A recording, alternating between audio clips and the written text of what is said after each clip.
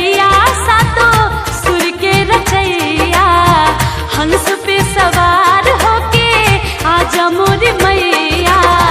विनती हजार करतानी सुनी है मैया शारदा भवानी। वीणा के बजैया सातो सुर के रचैया, हंस पे सवार होके आजा मोरी मैया।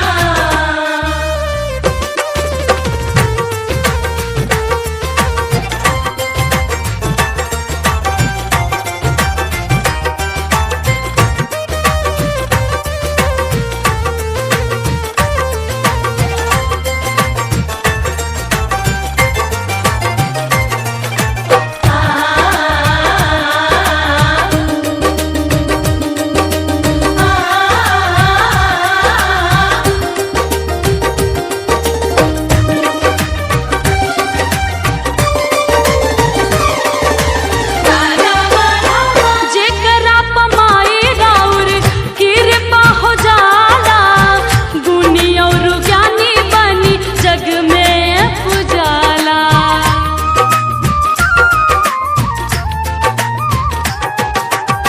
स्वर में तुझे करा समा जालू माई, सुर सर गम के ऊ ज्ञाता कहाला। मूर्खो भी बन जाला ज्ञानी सुनी है मैया शारदा भवानी।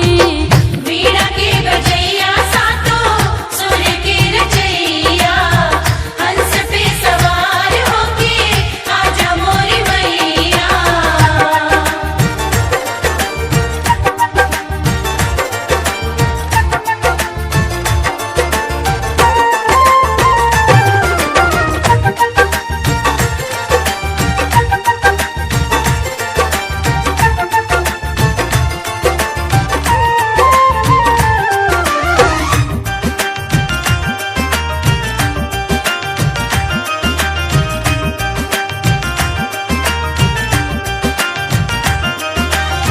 सूर्यदास कालिदास के कवि बनैलू, वाल्मीकि जी से तू रामायण लिखवैलू।